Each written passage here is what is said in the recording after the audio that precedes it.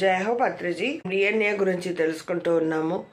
మరి అద్భుత సృష్టి బుక్ రచయిత డిఎన్ఏ స్వర్ణలత గారికి నమస్కారాలు తెలియజేసుకుంటూ, ఈ చివరిలో డిఎన్ఏ గురించి అంతా అయిన తర్వాత అనుబంధం ఉంది. ఆ అనుబంధాన్ని కూడా ఆ 2 పేజీలు చదివేస్తే మనం ఈ బుక్ కంప్లీట్గా మొత్తం చదివినట్లు అవుతుంది.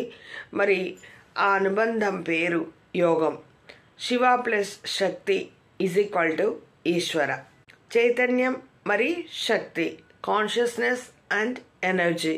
శివ అంటే పురుషుడు, మరి శక్తి అంటే స్త్రీ.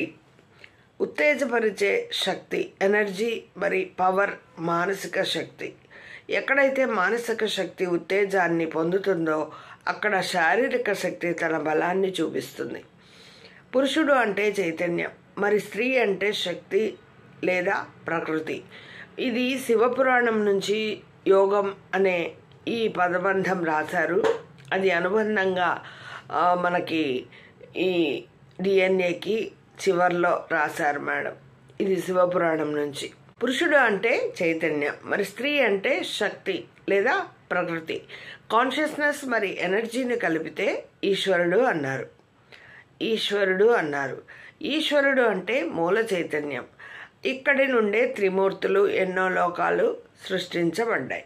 మరి ఈశ్వర అనేది సర్వవ్యాపకమైనది, నిరాకారమైనది. పురుషుడు అంటే ఆత్మ, స్త్రీ అంటే ప్రకృతి.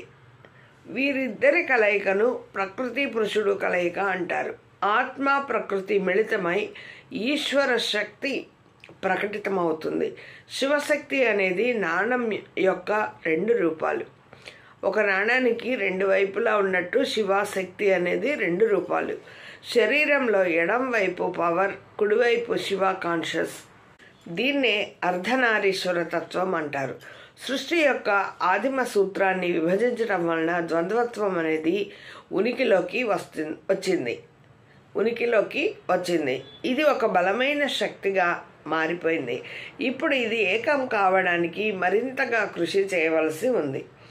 శివుడు శక్తితో కలిస్తేనే చర్య అనేది జరుగుతుంది, కదలిక జరుగుతుంది, సృష్టి తలెత్తుతుంది. శక్తి స్పృహ, శివుడు పార్వతి కలిసే వరకు అది అజ్ఞానంగా, అస్తవ్యస్తంగా, లక్ష్యం లేని విధంగా, గుడ్డితనంగా ఉంటుంది. శక్తి ఒక్కటే దేనిని తయారు చేయలేదు, అలాగే చైతన్యం ఒక్కటే కూడా ఏమీ చేయలేదు. శక్తికి చైతన్యం కంటెంట్, రూపం మరి దిశానిర్దేశం చేస్తుంది. శక్తి లేని చైతన్యం నిద్రాణమైన శక్తి.